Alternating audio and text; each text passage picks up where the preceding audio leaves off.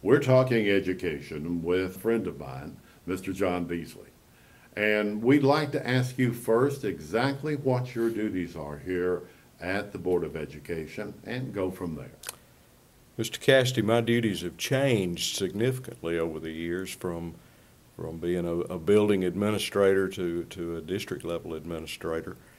Uh, these days, primarily, I edit and revise board policies and our administrative guidelines. I'm responsible for pretty much all things personnel, teacher certification, certificate renewals, teacher evaluation, administrator evaluation, recruiting, and also hearings and investigations if we have some unpleasant situations that we have to get into from time to time, and also responsible for ensuring our district's compliance with the Title IX laws and regulations. When you look at all of your duties, what do you say occupies the majority of your time? Certification and personnel related issues.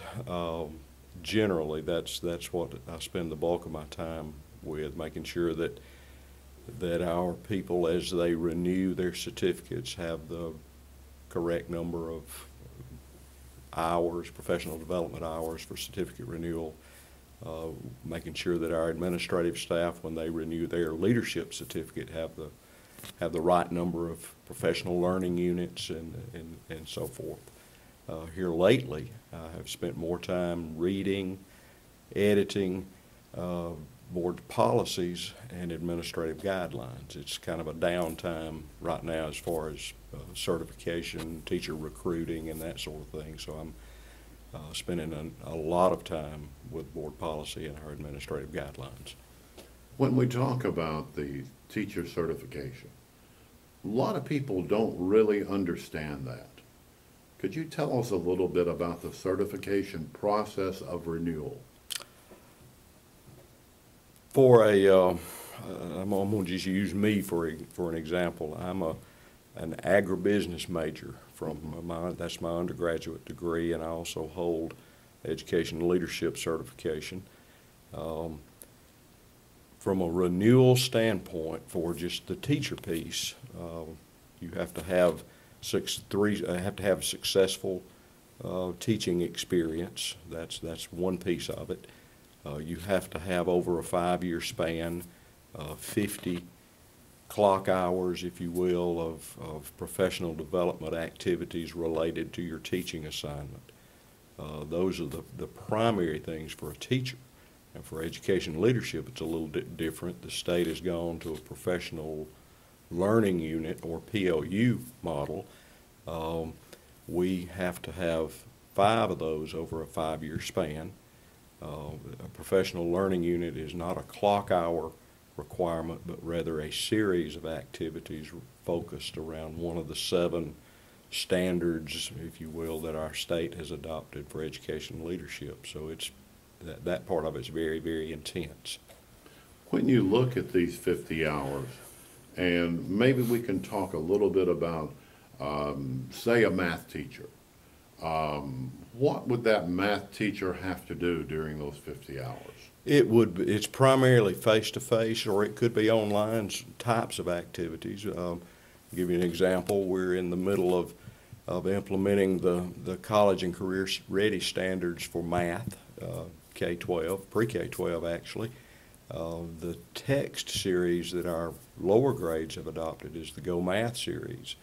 And those teachers are spending tons of time learning how to teach the new math, if you will, which is kind of how I refer to it. But they're spending a lot of time in workshops, in training sessions through the Auburn Regional In-Service Center or the Troy Regional In-Service Center, through having experts with Go Math come in and do some building-based or district-based activities as well. So most of it's just seat time with application after the seat time. When you look at all of the different activities that are to do with personnel, What do you do in recruiting? We try and project Eufaula City Schools in the most positive light we can. We're a small district. We're somewhat, geography hurts us a little bit in that we don't have the bright lights and those sorts of things that attract some young people. So we have to sell quality of life. You know, what a great place it is to raise children. Probably the biggest thing that I say when we recruit in-state is that this is somewhere I've had 4 children come through here, and I'm very proud that all 4 of my children have come through Eufaula City Schools. The community is such that churches, schools, and park and recreation activities are probably the most important things that go on in Eufaula, and that's something I really play up to young people. When you look at the thing that young people are looking for now, has it changed now versus 20 years ago? Probably not. Generally speaking, younger people, young single people, are attracted to more populated areas that have a little different something to offer, if you will. And to some degree, it depends on the individual. Some of our young people that we recruit now are very intrigued by the technology that we have in place in our schools and want to teach in that kind of environment. The small town atmosphere, the fact that we have one public high school in the city, that's appealing to some as well. So really, those are the same kinds of things to a great degree that we saw 15 and 20 years ago. With the advent of the internet, how has it affected recruiting? Oh my goodness. Prior to the internet age, we struggled finding quality teachers unless they had some tie to Eufaula, because it was a pen and paper application process. We take all of our applications now online, whereas 20 years ago we might have had 10 applications for an English position, a secondary English position. Well, now we may have 200. So the pool is a lot bigger. That's the big thing that we've seen with the internet age, and these kids come to us knowing about us because they've Googled Eufaula and they've Googled Eufaula City Schools, and they're telling me things about the community in the area that I say, oh, I guess that is right. You know, so they're fairly savvy, and it's certainly changed the dynamics in terms of the pools of applicants that we have. In your recruits at colleges and universities, what would you say is the average age range of these potential employees here and teachers? 21, 22, that age range. We do see some older people who have gone back maybe as a second career, or we see some ladies who have raised children and gone back, but by and large, early 20s would be the average age range. Of the recruits that you find, percentage-wise, how many are male versus female? Probably 75% female. We see more male, we're seeing more male in the lower grades, the elementary grades, than we did. And I think that's reflected in the staffing patterns at both our primary and elementary school. There are more male teachers there than there have been in past years, but primarily the males tend to migrate towards the secondary areas. We have a complete program here. Do you handle recruitment for even the youngest of grades in our preschool? We do. Jesse Warren and I recruit for everything that we have available. We even recruit at Wallace College for paraprofessionals and other support staff. What's the farthest away in a typical year that you go in recruiting? In a typical year, probably Tuscaloosa. We go to the University of Alabama. We have tried in the past few years to limit our recruiting to in-state universities. We do go to a few Georgia universities, Albany State, and we'll occasionally go to Columbus State, but by and large in-state universities. And we don't have to travel quite like we did at one time, simply because of the as you mentioned earlier, the internet. Mm-hmm. When you look at other states, especially Georgia, mile away from here, how does the teaching credentials for Georgia and Alabama different? There's not a lot of difference. Each state has their own definition of or own set of certification requirements. They're very, very similar.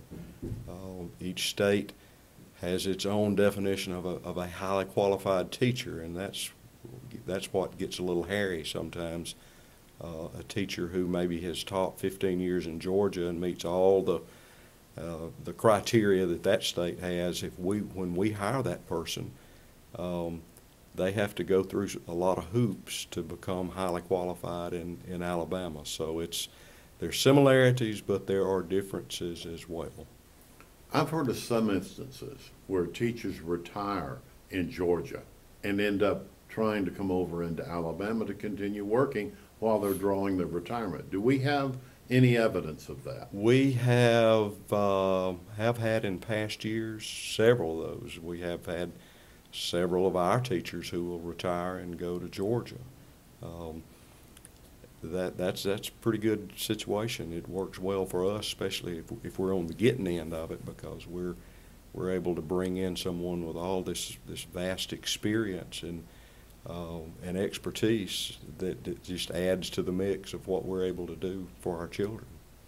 With Eufaula in a position right now where it's been losing industry, how has that affected the education process of potential students? I mean students, but faculty. That's a kind of a slippery slope in my estimation. I've been here 25 years and have seen the population of Eufaula decline slightly over the past 10 probably, directly related to loss of industry. With that loss of industry, you see a loss of tax revenue, and the tax base erodes slightly. So we as a district have to watch the pennies to make sure that the quality of what we offer, the quality product, doesn't diminish. That's very, very important to us. We're able to do things here that a lot of places are just not able to do.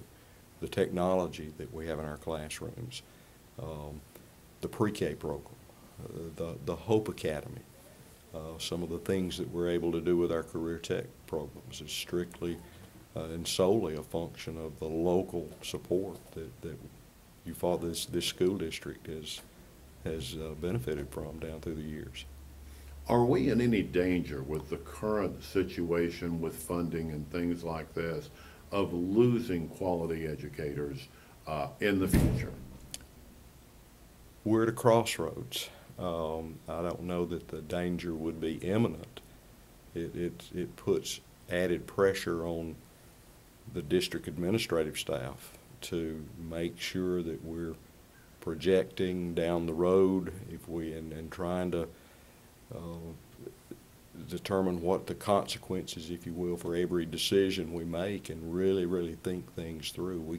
This is not the time we can be asleep at the wheel by any stretch. Again, a rich tradition here in Eufaula with public schools, and none of us that are at the district level or really at any level in this system want to see things slip on our watch, if you will. If you look at things as they are and discipline problems in school involving personnel, what are the steps that a parent should take in going through the school district if there is a problem in a school? If a parent has a problem with their child's teacher, that parent first and foremost should try to address that with the teacher.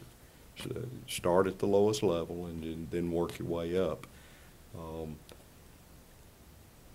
If the parent-teacher conference, if you will, if the parent doesn't get satisfaction, then go to the principal, and if it's not satisfied at that level, then Jesse Warren or I would more than likely be the next steps. And then if we don't satisfy that, then to the superintendent and then to the school board. But always start at the lowest level. And Mr. Cassidy, one thing that I hear often, have heard it in my 36 years I've been in education, not just in Eufaula, but I've heard it everywhere I've worked, is that a parent might say, well, I'm afraid to address that issue because I fear the teacher will retaliate. Well, we're professionals. We're professionals. And to say, that, as a blanket statement that teachers are going to retaliate if they're called on the carpet about something, that's just not the way professionals operate. It's all business. It's not personal. Having said that, yes, there are outliers who may, but by and large, as professionals, we're going to do the right thing and take things in the right vein. So I encourage parents to talk with teachers and resolve issues, little issues, before they get to be big issues. In the current state of education, on a nationwide basis, coming down to a state level, coming into local level then after that, there is a tremendous emphasis on teachers teaching and on the professionalism. And in my travels in this school district, I find that the teachers are on a real high professional level. They're wanting to help these students, is the way that I see it. Is that the way you see it? Absolutely, absolutely. These folks are not in it for the money. They're not in it for the fame or the glory or anything else. They have a genuine passion for helping children, and that's what it takes to survive in today's classroom. If there is a potential teacher that sees this on YouTube or sees it on the channel, what should they do about getting more information about this school district? Contact us. They can call Aretha Butler, would more than likely answer the phone, and she has a wealth of knowledge and background, being a Eufaula native and come through our public schools and then having worked here as well. There's a lot of information on our website, and as current position announcements are posted on our website as well. So we would encourage phone calls. We would love to talk with potential employees and check us out on the internet. Well, thank you very much. We're talking Eufaula education. We're talking with Mr. Beasley from the administrative office, who I've known for a long time in many different positions, all of them being a move up. We appreciate your time and look forward to working with you again. Thank you, Ron.